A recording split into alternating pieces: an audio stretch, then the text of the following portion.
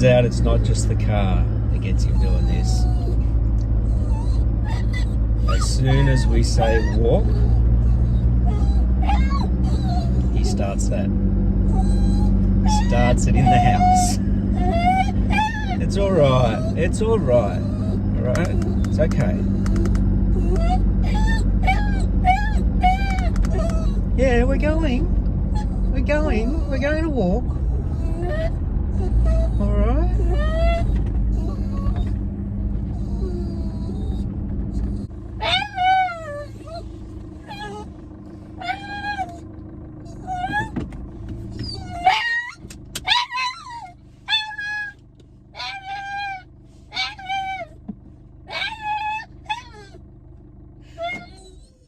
I'd love to know what you're saying.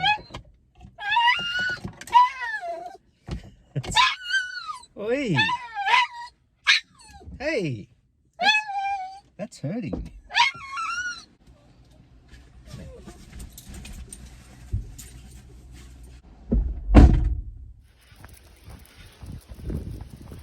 Turns out to be a lot colder than I'd initially thought. You look at the... It's come all cloudy. It was sunny earlier in the morning, but it was also colder earlier in the morning. The boys have their little jumpers on, keep them a bit warm, especially with Sam's aging back. And I've thrown the mask on just to keep my breathing, like the warm air around my face and mouth so it doesn't affect my asthma. And he's doing that at work too, during the week when we had those really cold days.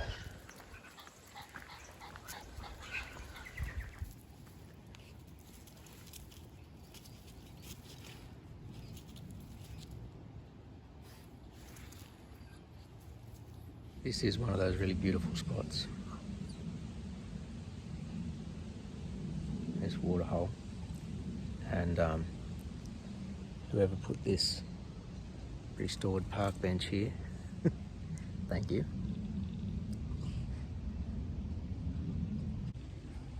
In the immortal words of, I think it was Vic from The Castle, how's the serenity?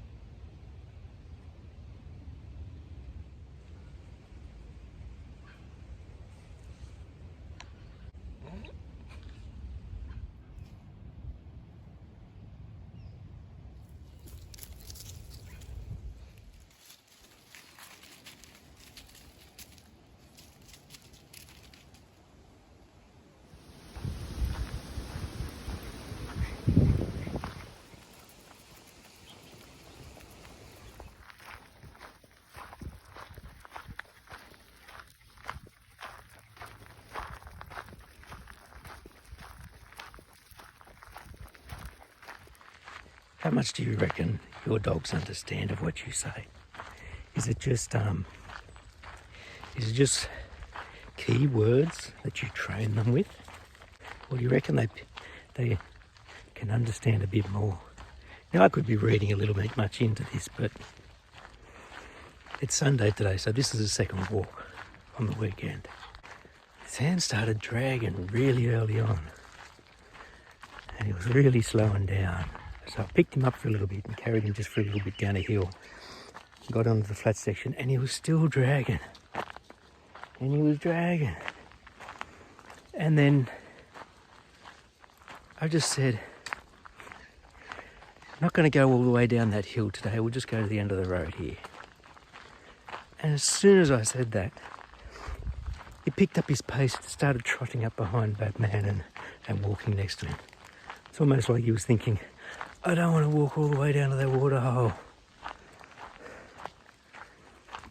And as soon as I said we weren't going to go down that hill and just to the end of the road, he's walking much better. Keeping up pace, not dragging behind me. I decided not to put him on that little jointer today. I could be reading a little bit much into that, but it was just such a coincidence. And Jethro Gibbs always says there's no such thing as a coincidence. Not as cold today. It's nice. It's nice to be out, just listening to the sounds of the bush.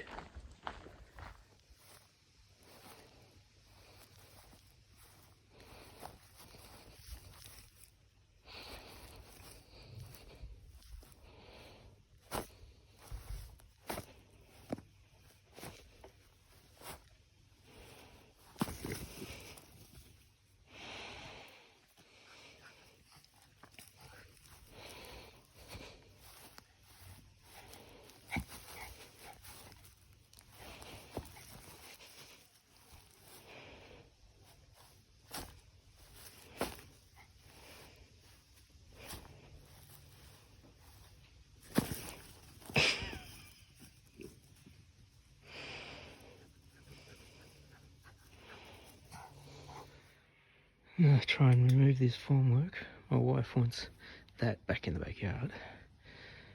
And I used to only just be able to get it through here. Now the distance from here to here, like to the formwork, is 1,020. And the width of the wheels is just under 1,000, so I think I've gotten lucky. These were right. This was where that post was and cracked. So half was still here, and where the other half was down here. This all bulged out at the bottom, and I managed to get posts in, but I did a better job of keeping this one in place than getting these in. I do have a grinding wheel, a concrete grinding wheel that I can use on this, like a diamond wheel. Grind this chunk back, probably cold chisel a bit of it first. Grind that back. It won't look as dramatic then, because it's almost at the same level just here. It does duck in there. And I did get a couple of bulges around here. Some of them you spot better from the top. Same thing, if I grind this back, that'll take it back to here, at least at the top. So it'll get rid of this sort of dipping look. And I would like to, because we've got this rock look on the front, top, put a smooth concrete on the side. I'd like to render that like I did here, but I just won't paint it black. So if I do that, I'd be able to smooth out some of the inconsistencies and get this looking more like a rock face, and do it all the way along there, so it looks like a rock face all the way along and down along here. Maybe even render and then throw the stamp into it or something like that.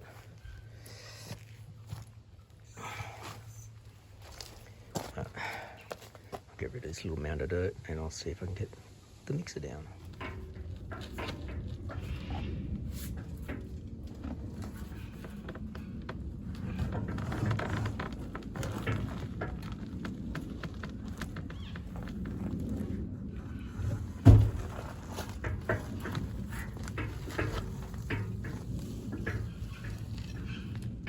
Now the job that I had to get done, that was moving all of those peser blocks that were stacked at the back of the driveway. Some are there, some are there against the shed.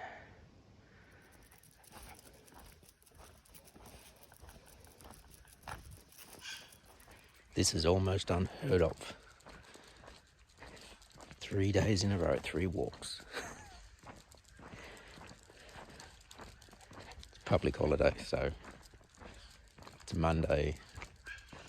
It's around about midday, I think, now. Had to relax in the morning, and I thought, I really want to take them out. It'll help me clear my head for what I've got to do for the rest of the day. It's not like they don't enjoy a walk. Same old fuss and commotion at the start.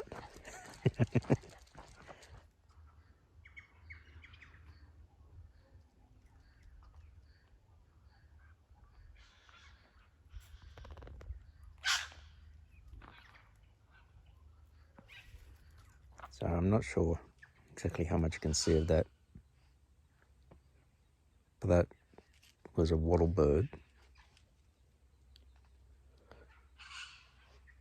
That call. And there's a few of them scattered around because they're calling out to each other from all over the place.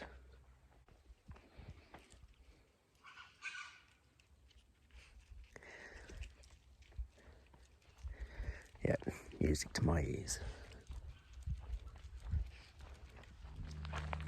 We'll usually get like a couple of wattle birds around our place, and they've come down onto the landing. But there's dozens of them around, flitting between the trees, calling to each other.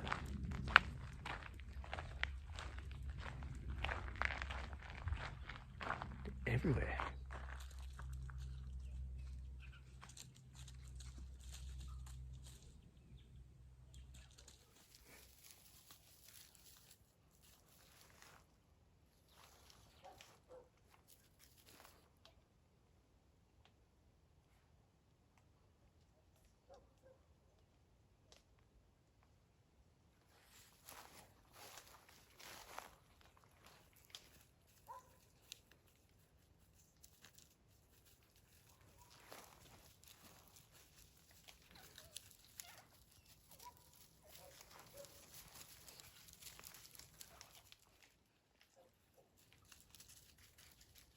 You might just be able to see that one in there too. Big yellowtail, black cockatoo.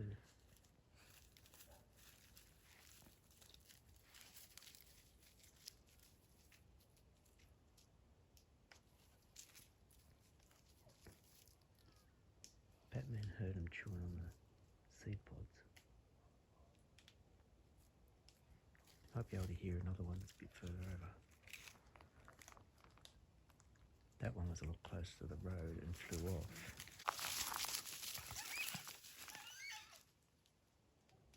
He was close, didn't even know he was there.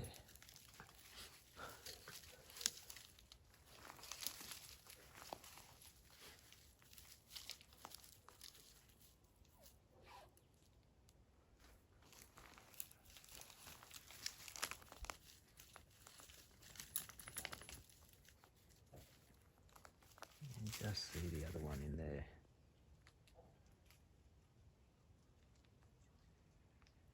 Feeding on gum nuts.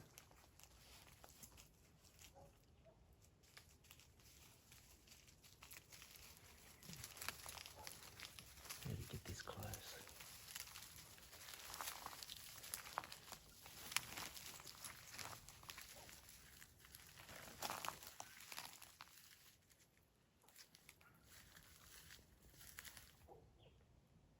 I don't think I could ever do justice using with the video to just how amazing it is to be able to walk around and see and hear those sort of animals. But the black cockatoos are huge. When you see them jump out of a tree to fly, it's amazing.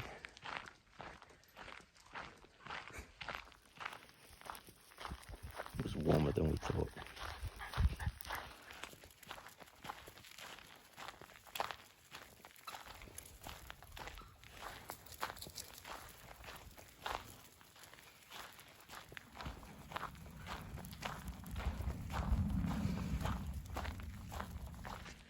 Just coming back past those black cockatoos, they're still there.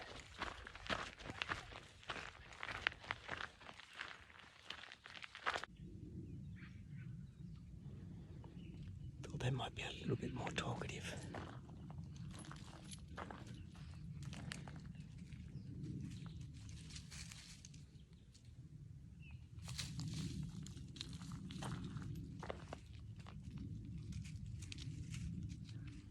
No.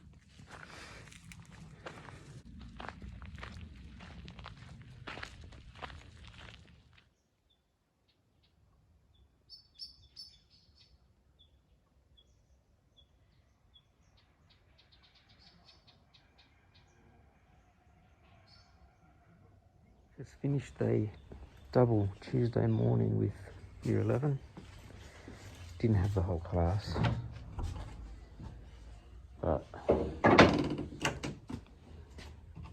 had a fair number of them.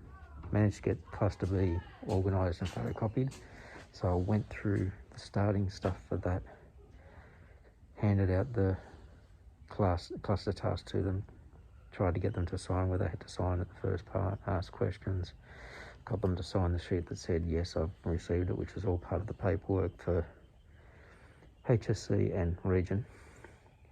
And because I had them for a double 2 hours, once that was done, a lot of them still had to work on cluster A, their prac, so I just let them do that.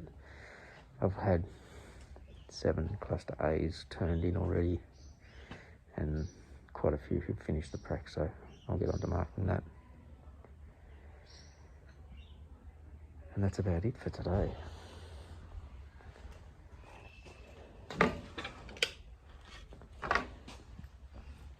I've got an admin period next, and I've got to go and talk to the DP if I can, because I'm going to be relieving for her starting from Friday for the rest of term.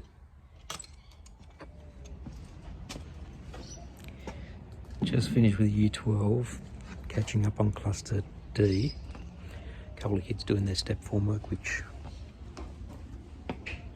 there's one. The other 2 did theirs, got them marked. I tell them to dismantle it so they don't take up space. So I've got him again today, period 5. He's going to come back and dismantle his then. Period 5 Wednesday, just finished with the construction class doing some surveying practice where they have to do their 2 peg test, looking at that peg and that peg. One of the students got really involved with getting this all set up. The bell is right on about to go, and they've packed up and left, and I think some of them are taken off because they don't want to do timber after school. I'm going to get this packed up and head over there. Almost forgot I had 2 more students do their step form works. So that means I've only got 2 in the whole class that still need to do it, and that cluster is completely done. So I just finished with year 12, about half a class. And we were doing surveying out here again. I've already packed it up. And all the kids who were here got that task done, so that's part of cluster E. And that means, and there was a couple more that have done it, that means I've got, I think about 3 or 4 left to do it. And then they've got to do the concreting, that's the last part of cluster E. But it's almost lunch. Time to pack up.